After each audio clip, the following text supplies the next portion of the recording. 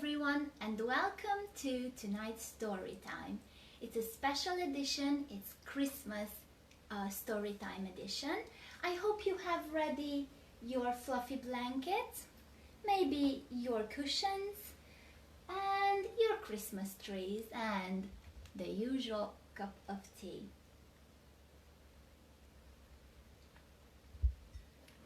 Yesterday and today you chose not waiting for Santa, but the night before Christmas.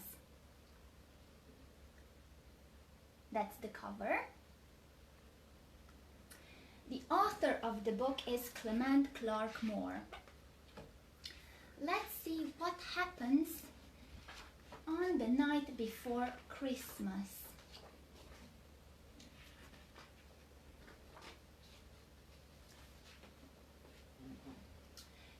The night before Christmas, when all through the house not a creature was stirring, not even a mouse. The stockings were hung by the chimney with care, in hopes that St. Nicholas soon would be there.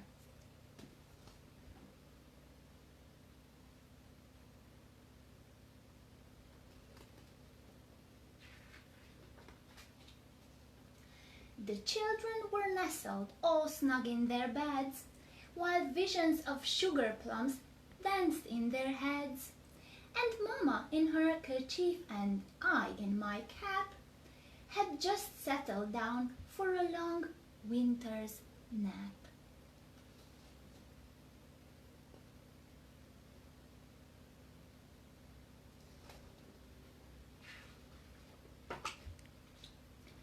When out on the lawn there arose such a clatter, I sprang from the bed to see what was the matter.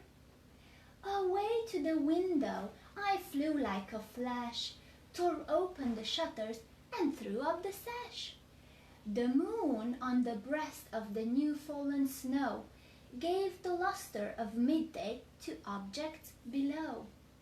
When what to my wondering eyes should appear but a miniature sleigh and 8 tiny reindeer.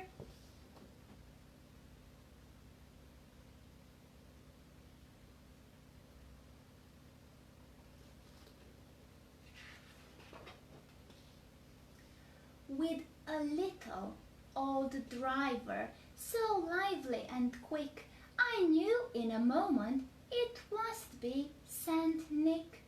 More rapid than eagles, his coursers they came, and he whistled and shouted and called them by name.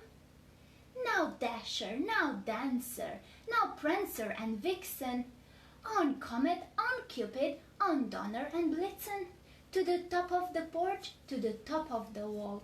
Now dash away, dash away, dash away, all.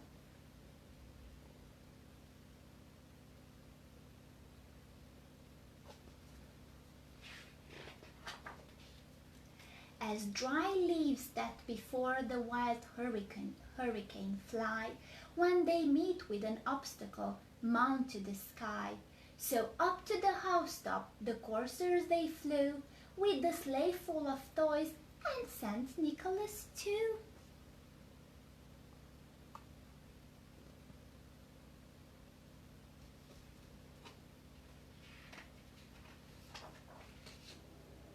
And then, in a twinkling, I heard on the roof the prancing and pawing of each little hoof. As I drew in my head and was turning around, down the chimney Saint Nicholas came with a bound.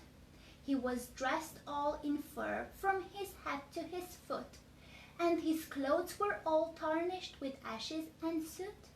A bundle of toys he had flung on his back, and he looked like a peddler just opening his pack.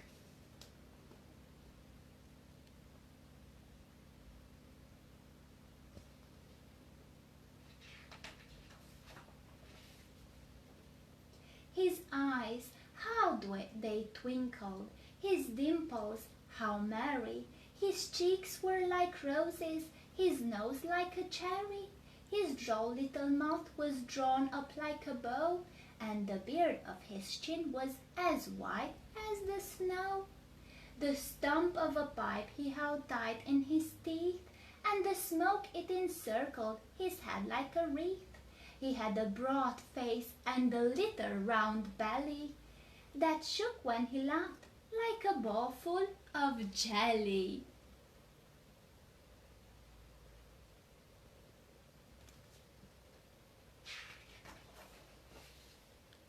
He was chubby and plump, a right jolly old elf, and I laughed when I saw him in spite of myself.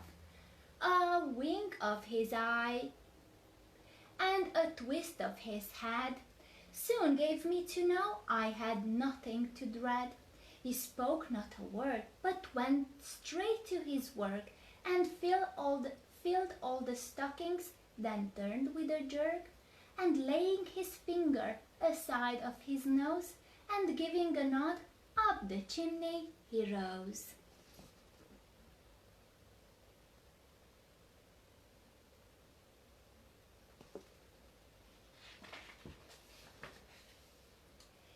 He sprang to his sleigh, to his team gave a whistle, and away they all flew like the down of a twizzle. But I heard him exclaim as he drove out of sight, "Happy Christmas to all, and to all a good night."